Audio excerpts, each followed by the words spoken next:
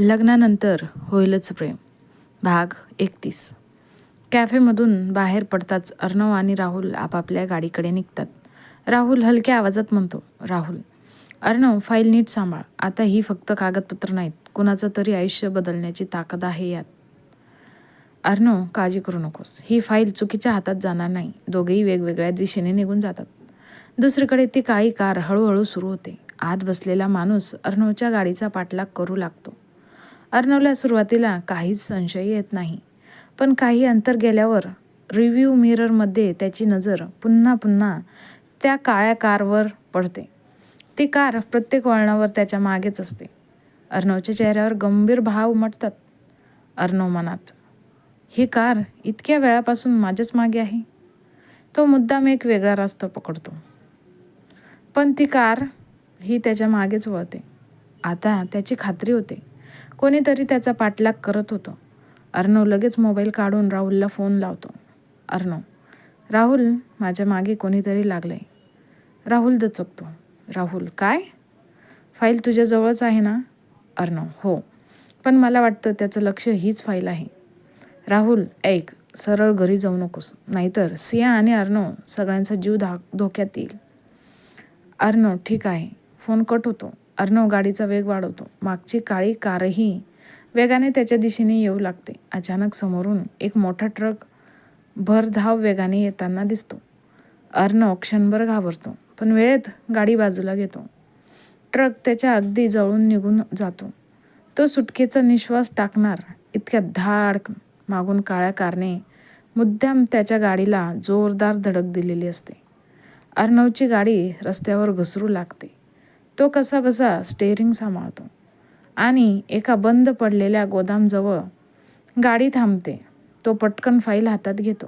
तेवढ्यात काळ्या कारमधून 3 मुखवटा घातलेले माणसं खाली उतरतात. त्याच्या हातात लोखंडी रॉड असतात. त्यांच्यातला एक पुढे येऊन म्हणतो, शहाणपणा करू नकोस, फाईल आमच्या हवाली कर, नाहीतर आज इथून जिवंत जाणार नाहीस. अर्णव फाईल छातीशी घट्ट धरतो. त्याच्या चेहऱ्यावर भीती नसते, फक्त निर्धार असतो. अर्णव, ही फाईल मिळवण्यासाठी आधी माझ्यावरून जावं लागेल. 3ही माणसं त्याच्याकडे धावत येतात आणि त्याच क्षणी दूरवरून एका गाडीचा ब्रेकचा मोठा आवाज घुमतो. ती गाडी नेमकी कोणाची होती? अर्णवच्या मदतीला कोण आलं होतं? गोदामबाहेर ब्रेकचा मोठा आवाज घुमतो. काळी SUV धुळीचा लोट उडवत येऊन थांबते. दार उघडताच त्यातून राहुल खाली उतरतो. त्याच्या मागोमाग आणखी एक व्यक्ती उतरते. तो साध्या कपड्यांत असतो, पण चेहऱ्यावर आत्मविश्वास स्पष्ट दिसत असतो. मुखवटा घातलेले तिथे काही क्षण थबकतात. राहुल, अर्णव फाईल घेऊन मागे हो. अर्णव लगेच 2 पावलं मागे सरकतो. तेवढ्यात तो अनोळखी माणूस पुढे येतो. त्याने खिशातून आपलं ओळखपत्र काढून दाखवलं. क्राईम ब्रांच इन्स्पेक्टर विक्रम देशमुख. मुखवटा घातलेल्या माणसांच्या चेहऱ्याचा रंग उडतो. इन्स्पेक्टर विक्रम, तुमचा खेळ संपला आहे, शांतपणे शरण या. पण त्यांच्यातला एक माणूस अचानक खिशातून धुराचा बॉम्ब काढून जमिनीवर फेकतो. क्षणात सगळीकडे धूर पसरतो. धुराचा फायदा घेत तिघेही पळून जाण्याचा प्रयत्न करतात. इन्स्पेक्टर विक्रम आणि राहुल त्यांचा पाठलाग करतात. अर्णवही त्यांच्या मागे धावतो. धावताना एका माणसाला हातातून एक छोटंसं पेन ड्राईव्ह खाली पडतं. अर्णवच्या नजरेस ते पडतं. तो लगेच उचलून खिशात ठेवतो. काही मिनिटांनी 2 जण अंधाराचा फायदा घेऊन पळून जातात, पण एक जण पोलिसांच्या ताब्यात सापडतो. त्याचा मुखवटा काढताच राहुल आणि अर्णव दोघेही आश्चर्यचकित होतात. तो त्याच्या कंपनीत अनेक वर्षांपासून काम करणारा सुरेश असतो. अर्णव, सुरेश तू? सुरेश मान खाली घालतो. सुरेश, मी फक्त आदेश पाळत होतो, मला पैशांची गरज होती. राहुल, आदेश कोणाचे होते? सुरेश काही क्षण गप्प राहतो. त्याच्या चेहऱ्यावर भीती स्पष्ट दिसत असते. तो थरथरत्या आवाजात म्हणतो, जर मी नाव सांगितलंस तर ते मला जिवंत ठेवणार नाहीत. इन्स्पेक्टर विक्रम ठामपणे म्हणतो, आता तू पोलिसांच्या संरक्षणात आहेस. सत्य सांग. सुरेश डोळे बंद करतो आणि शेवटी एक नाव उच्चारतो, विक्रांत सर. हे नाव ऐकताच अर्णव आणि राहुल एकमेकांकडे अविश्वासाने पाहतात. कारण विक्रांत हा अर्णवच्या कंपनीचा सर्वात विश्वासू बिझनेस पार्टनर होता आणि घरातल्या प्रत्येक व्यक्तीचा विश्वास जिंकलेला माणूस. आता एक प्रश्नच होता. विक्रांतने सियाच्या अपघाताशी आणि अर्णवशी संबंधित इतकं मोठं षड्यंत्र का रचलेलं होतं? सुरेशच्या तोंडून विक्रांत सर हे नाव ऐकताच अर्णव काही क्षण पूर्णपणे स्तब्ध होतो. अर्णव, नाही, हे शक्यच नाही. विक्रांत माझा मित्र आहे. माझ्यावर त्याने कधीच विश्वासघात केला नसता. राहुल गंभीर आवाजात म्हणतो. राहुल, मलाही आधी विश्वास बसला नव्हता, पण पुरावे खोटं बोलत नाहीत. इन्स्पेक्टर विक्रम सुरेशकडे पाहतो. इन्स्पेक्टर विक्रम, जे काही माहिती आहे सगळं सांग. सुरेश तरतरत बोलायला सुरुवात करतो. सुरेश, त्या अपघाताच्या काही दिवस आधी विक्रांत सर एका अनोळखी माणसाला वारंवार भेटत होते. एकदा चुकून मी त्यांचं बोलणं ऐकलं होतं. अर्णव, काय बोलत होते ते?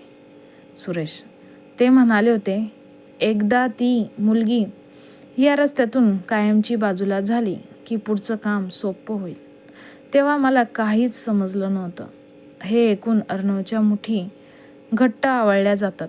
राहुल फाईलमधलं आणखी एक पान बाहेर काढतो. त्यात एका बँक व्यवहाराची प्रत असते. राहुल, अपघाताच्या आदल्या दिवशी ट्रक ड्रायव्हरच्या खात्यात मोठी रक्कम जमा झाली होती आणि ती रक्कम विक्रांतच्या एका बनावट कंपनीतून पाठवण्यात आली होती. अर्णव हादरून जातो. तेवढ्यात अर्णवच्या मोबाईलवर सियाचा फोन येतो. तो लगेच कॉल उचलतो. सिया घाबरलेल्या आवाजात, अर्णव, तुम्ही कुठे आहात? मला खूप भीती वाटते. घराबाहेर एक अनोळखी माणूस बराच वेळ फिरतोय.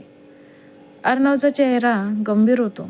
अर्णव, सिया, दरवाजा अजिबात उघडू नकोस. मी लगेच येतो. फोन कट होताच इन्स्पेक्टर विक्रम म्हणतो, आपल्याला उशीर झाला आहे. त्यांना कदाचित समजलंय की फाईल तुमच्याकडे आहे. आता सिया धोक्यात असू शकते. अर्णव एक क्षणही न दडवता गाडीत बसतो. राहुल आणि इन्स्पेक्टर विक्रमही त्याच्या मागोमाग निघतात. दुसरीकडे घरात सिया आणि अन्वी एकट्याच असतात. अचानक डिंग डॉंग दरवाजाची बेल वाजते. अन्वी दरवाजा उघडायला पुढे जाते, पण सियाला अर्णवचे शब्द आठवतात. दरवाजा उघडू नकोस. सिया लगेच अन्वीचा हात पकडते. दोघी शांतपणे खिडकीतून बाहेर पडतात. बाहेर काळे कपडे घातलेला एक अनोळखी माणूस उभा असतो. त्याच्या हातात एक छोटंसं पार्सल असतं, पण त्याच्या कानातला ब्लूटूथ चमकताना दिसत असतो. तो हळू आवाजात म्हणतो, सर, घरात फक्त दोघीच आहेत. हे ऐकताच सियाच्या अंगावर काटा येतो आणि त्याच क्षणी त्या अनोळखी माणसाने हळूहळू आपल्या खिशातून डुप्लिकेट चावी बाहेर काढली. कसा वाटला आजचा भाग कमेंट करून नक्की सांगा. आणि पुढच्या भागात काय होणार आहे हे ऐकण्यासाठी आत्ताच माझ्या चॅनलला लाईक, शेअर आणि सबस्क्राईब करायला विसरू नका. धन्यवाद.